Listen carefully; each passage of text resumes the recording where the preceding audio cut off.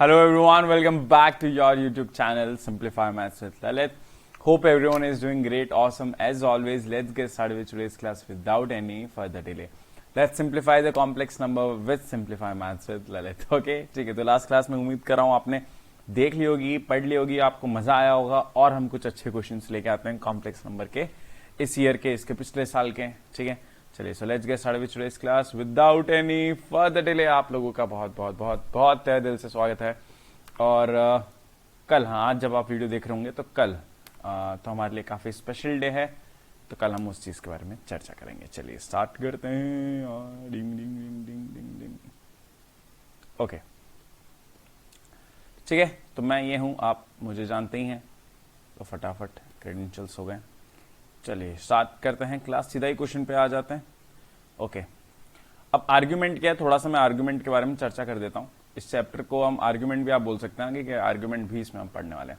अब देखो, आर्ग्यूमेंट मतलब क्या होता है, जो हम जनरली करते हैं वो नहीं होता है। आर्ग्यूमेंट मतलब क्या होता है कि एक कॉम्प्लेक्स नंबर क्या होता है, जैसे मैंने बताया कि अगर x प्लस आई वाई है तो ये एक तरीके से वेक्टर ही होता है ना। ठीक है, अब ये एंगल थीटा कितना बनाता है एक्स एक्सिस के साथ, उसको हम क्या बोल देते हैं, आर्ग्यूमेंट। इंक्लिनेशन बोल सकते हैं, काइंड ऑफ, बट इंक्लिनेशन 0 से पाई होता है, इसका थोड़ा अलग रहता है। ये रहेगा माइनस पाई से पाई तक। ठीक है, ये समझ में आता है, आता है। तो जैसे अब इसमें चार चीजें, ये ध्यान से समझ लेना, डरने की कोई जरूरत नहीं, बहुत इजी है। फर्स्ट क्वाड्रेंट में है, फर्स्ट क्वाड्रेंट मतलब जैसे 3 + 4 आई है तो वो थीटा ही रहेगा। थीटा कैसे निकालते हैं, थीटा tan थीटा है ना। अरे ये 3 है, ये 4 है, तो आप पहले tan थीटा निकालोगे, हो गया 4/3। थीटा क्या आ गया, tan इनवर्स 4/3। अब 4 मतलब एक्चुअली क्या, y/x, तो imaginary part by real part, हमेशा tan इनवर्स ये थीटा रहेगा। क्या थीटा ही हमेशा आर्गुमेंट होगा, नहीं। फर्स्ट क्वाड्रेंट में आर्गुमेंट ऑफ z थीटा ही रहेगा। अब सेकंड क्वाड्रेंट में क्या होगा, है ना, सेकंड क्वाड्रेंट की बात कर लेते हैं हम, जो भी है। तो अब सेकंड क्वाड्रेंट में ये होगा, बहुत ध्यान से समझेंगे हम। जैसे अगर यहां पे ये पॉइंट है तो एक्चुअली अगर मैं थीटा निकालू तो ये थीटा हो जाएगा, राइट, बट ये होगा आर्गुमेंट, तो ये कितना हो जाएगा, पाई माइनस थीटा। बहुत ही मस्त। थर्ड क्वाड्रेंट की बात करते हैं। थर्ड क्वाड्रेंट में एंगल एक्चुअली थीटा, बट ये नहीं होगा, हमने कहा ये ऊपर आगे नहीं जाएगा, रिफ्लेक्स एंगल, ये एंगल होगा। ये एंगल कितना हो जाएगा, पाई minus theta, but negative side में। तो थर्ड क्वाड्रेंट में होता है -पाई प्लस थीटा बोल रहे हो, या माइनस पाई माइनस थीटा। और फोर्थ क्वाड्रेंट में माइनस थीटा। तो थर्ड में हो गया -पाई माइनस थीटा, ये हम याद रखेंगे। फोर्थ में क्या हो गया, माइनस थीटा। अच्छा, और सोचते हैं और सोचते हैं और क्या कर सकते हैं जिंदगी में। अब पॉइंट ये है कि अब इंपॉर्टेंट ये है कि इसमें ध्यान रखने वाली ये बात है, अब अगर कोई भी पॉइंट है, फॉर एग्जाम्पल 5i, ठीक है, तो 5i मतलब 0,5, तो 0,5 मतलब पॉइंट यहां लाई कर रहा है, तो आर्ग्यूमेंट कितना हो गया, 90 डिग्री। ठीक है, तो ये कभी भी कोई पॉजिटिव इमेजिनरी पार्ट है तो उसका आर्ग्यूमेंट π/2 आपको रट लेना है। अब अगर वही नेगेटिव साइड हो गया तो उसका आर्ग्यूमेंट हो जाएगा -π/2। अच्छा, अब बताइए अगर कोई z हो गया 2 ओनली, बस, तो 2 यहां पे लाई करेगा, उसका आर्ग्यूमेंट 0। तो रियल अगर पॉजिटिव है तो 0 हो गया उसका, और अगर जैसे -2 हो गया तो उसका आर्ग्यूमेंट कितना हो गया, -π। ठीक है ना, ये क्लियर है, बेसिक चीजें हमने क्लियर कर ली है। अच्छा, और सोचते हैं, और अब ये z, ये क्या होगा, ये x, y, ये है x, -y, तो इसको हम बोलते हैं z बार। तो अगर आर्ग्यूमेंट ऑफ z थीटा होता है, आर्ग्यूमेंट ऑफ z बार कितना होगा, माइनस थीटा मतलब argument of z।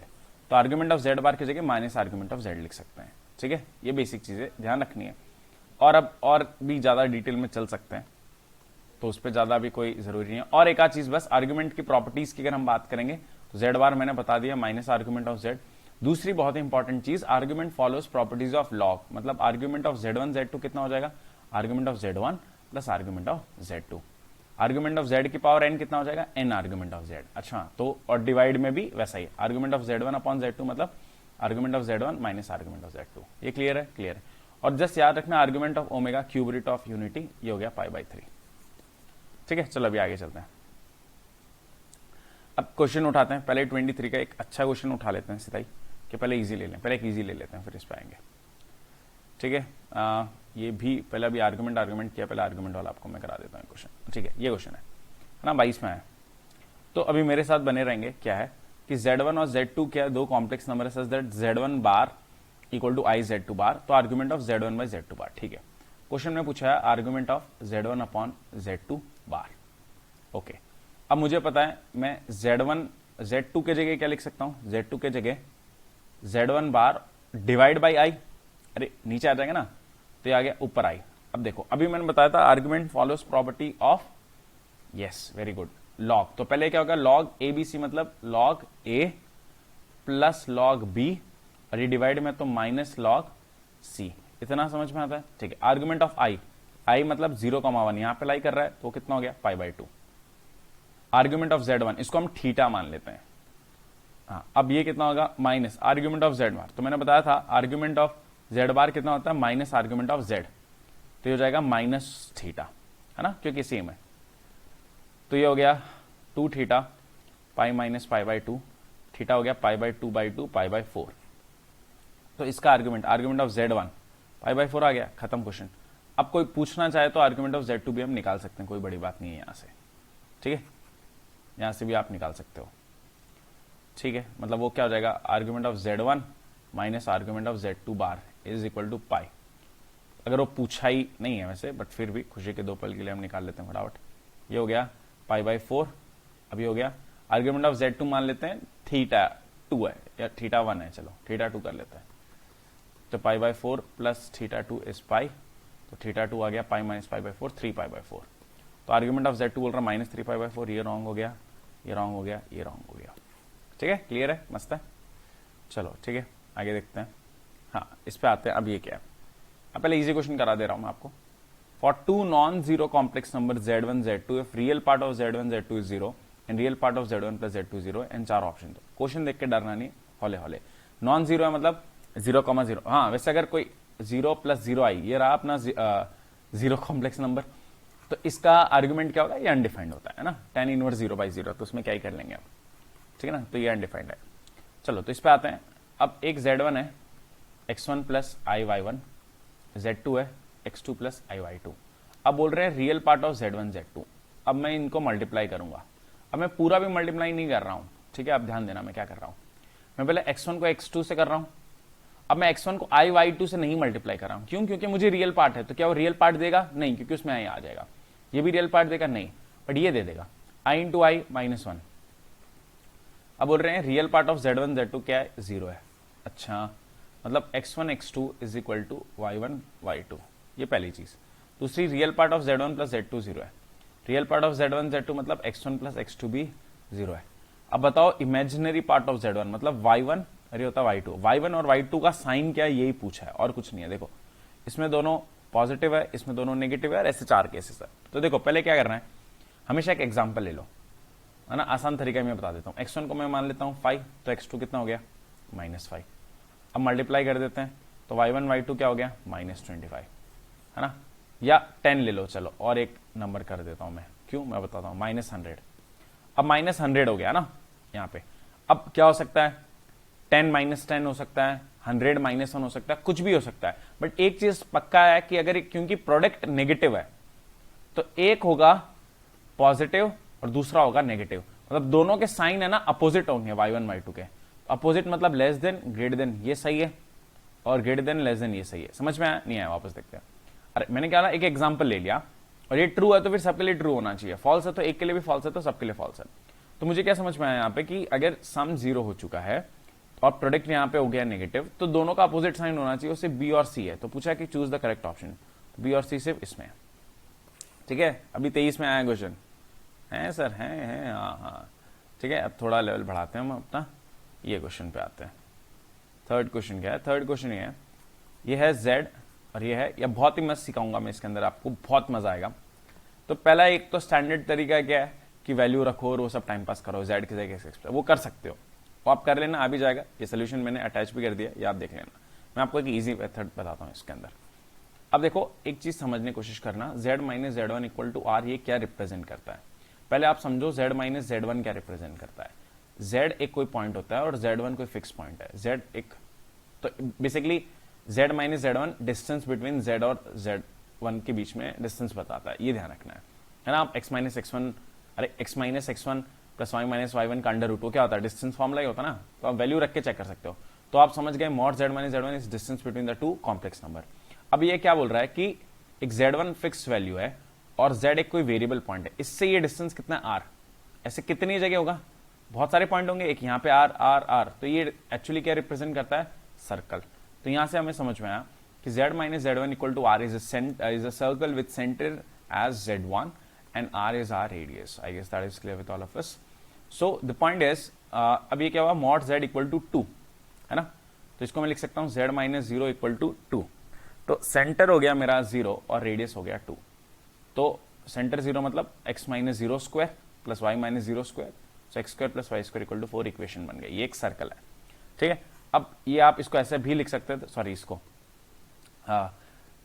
Mod z मतलब root over x square plus y square equal to 2, तो वहां से भी आप कर सकते थे, बिल्कुल आ जाएगा, कोई बड़ी बात नहीं है, ठीक है। आगे सोचते हैं, अब ये क्या रिप्रेजेंट करता है, mod z minus z1 equal to mod z minus z2। ये समझेंगे, z1 इधर है, z2 इधर है।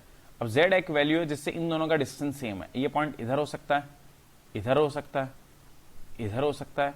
बेसिकली ये कहां लाई करता है, उनके परपेंडिकुलर बाइसेक्टर पे। ये समझ में आया कि mod z minus z1 z minus z2 represents एक perpendicular bisector of z1 and z2। I guess that is clear with all of us, great. अब इसको हम हमारे क्वेश्चन में कैसे अप्लाई करेंगे वो देखते हैं। क्वेश्चन है z minus i is equal to z plus 5i। तो z1 तो आपको समझ में आ चुका है, i है, z2 कितना है, माइनस 5i। i मतलब 0,1, x0 है, y1 0, माइनस 5, ये हो गया z2, ये हो गया z1। अब ध्यान से देखना ये कहां पे क्या कैसे लाई करेगा, 0,1 मतलब ये, 0, माइनस 5 मतलब ये। तो इनके बीच का डिस्टेंस कितना है, 6, 5 और 1। अब परपेंडिकुलर बाइसेक्टर का होगा 3 डिस्टेंस पे, तो 3 नहीं लिख देना सीधा, इससे 3 यूनिट ऊपर, इसमें 3 ऊपर जाएंगे तो क्या आएगा, 0, माइनस 2। तो ये लाइन हो गई, यह है समझ में। तो मैं ये कहना चाह रहा हूं, फाइनली कवि ये कहना चाहते हैं कि ये एक परपेंडिकुलर बाइसेक्टर है, इसका ग्राफ ऐसा दिखेगा कि ये 0, माइनस 2 से पास होने वाली एक स्ट्रेट लाइन है ना ये, और ये एक सर्कल रिप्रेजेंट करेगा जिसके अंदर इसका ये रेडियस है 4, रेडियस है 2। तो ये हो गया 0, माइनस 2, 2, 0 एंड सो ऑन। अब हमें दोनों का इंटरसेक्शन चाहिए, तो पहले मैं एक बनाता हूं, तो ये आ गया सर्कल, और एग्जैक्टली उसी पॉइंट 0, माइनस 2 से क्या पास हो रहा है, हमारी लाइन 0, माइनस 2। तो ये हमें समझ में आ रहा है। अब हम क्या करेंगे, तो अब हमें ये क्लियर हो चुका है कि इन दोनों का इंटरसेक्शन एक ही पॉइंट है, 0, माइनस 2। तो आंसर हो गया 0, माइनस 2। अब ये आप इसमें रख के रखोगे ना इस लाइन में, तो ये सेटिस्फाई कर जाएगा, 0, माइनस 2, माइनस 4। समझ में आया, बहुत ही अच्छा क्वेश्चन है ना। तो हमने सिर्फ लॉजिक से किया है, और वैल्यू रखेंगे तभी भी 0, माइनस 2 आ जाएगा, ठीक है ना। चलो ठीक है, आगे चलते हैं लास्ट क्वेश्चन पे। ओके, ये क्वेश्चन क्या है, फटाफट आते हैं इस पे। ये क्वेश्चन ये कह रहा है, लास्ट क्वेश्चन क्या है हमारा, z is 1 plus I, z1 हो गया 1 plus i z, z bar 1 minus z plus 1 by z. अब इसकी वैल्यू क्या होगी, z1 is 1 plus i into z bar इसका क्या हो जाएगा, 1 minus i whole upon z bar कितना हो जाएगा, 1 माइनस आई 1 माइनस जेड। अब माइनस जेड कितना हो जाएगा, minus 1 minus i plus 1 upon z, 1 upon z मतलब 1 प्लस आई। तो डरना नहीं है, सॉल्व करेंगे इसे हम, 1 प्लस आई माइनस आई स्क्वायर, तो माइनस आई स्क्वायर कितना होता है, चलो लिख देता हूं, आई स्क्वायर लिख देते हैं। हाँ, अब ये देखो 1 1 कैंसिल, अब minus I into 1 minus i, और ये प्लस आई स्क्वायर, ठीक है। चलो अब इसको रेसिप्रो वो कर देंगे, 1 माइनस आई 1 माइनस आई, ये 1 माइनस आई 1 और माइनस आई स्क्वायर 2, तो ऊपर बन गया plus 1 minus I by 2, 1 minus I square, ठीक है। चलो तो ऊपर बन गया 1 प्लस आई स्क्वायर कितना हो गया, माइनस 1 माइनस माइनस प्लस 1, ये हो गया minus I minus 1 plus 1 minus I by 2, ठीक है।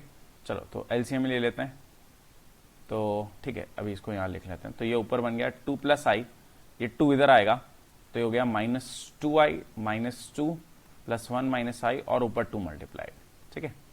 तो 2 into 2 plus i whole upon minus, ये क्या बन गया -1 -3i, माइनस कॉमन ले लेते हैं 1 + 3i। हाँ थोड़ा कैलकुलेशन है इसमें, इसके लिए मैंने इसको लास्ट में लिया है, ठीक है। अब इसको यहाँ कैलकुलेशन कर लेते हैं इसका। हाँ यहाँ तक तो पहुंच ही गए थे हम। अब इसको खत्म करते हैं यहाँ पे, 2 × 2 + i, डायरेक्ट मल्टीप्लाई करते हैं, 2 × 2 -6i + i -3 और i² + 3 whole upon a² - b², 1 + 9 10, direct लिख देता हूँ। तो ये हो गया -1/5, ये हो गया 5 और -5i, 5 और अंदर मल्टीप्लाई, तो देखो 5 तो कैंसिल हो गया। अब ये -i क्या हो गया, i -1, है ना, तो उसको लिख देते हैं -1 + i। अब देखो इसका पहले थीटा निकालो, theta is tan inverse modulus 1/-1, ठीक है। तो ये हो गया π/4। अब आंसर π/4 नहीं है ना। अब आर्गुमेंट में बताया था सेकंड क्वाड्रेंट में, कैसे पता चला, -1, 1 सेकंड क्वाड्रेंट में होता है pi minus theta, pi minus π/4 हो क्या हो गया 3π/4। अब वैल्यू क्या हो जाएगी, वैल्यू क्वेश्चन में पूछा है इन्होंने 12/π × 3π/4, तो ये हो गया 3 × 3 विच इज 9, ठीक है। चलो 9 क्लियर है, मस्ता, ठीक है इस, चलो ओके, तो हमें क्लियर है। चलो so thank you so much guys, hope you enjoyed today's video. I am your mathematics professor Lalit Rankat signing off. Make sure you revise this complete video once again. Same question आप वापस try करें, Telegram Instagram पे connect करें, कुछ भी doubt है तो, है ना। बहुत अच्छा कर रहे हैं, काम करते रहिए, work hard, study hard and be smart. I am there with you always and let's make your dream come true. Okay toodles, take care of yourself, bye, like comment share करना ना भूलें। चलिए बाय बाय, टाटा गाइस।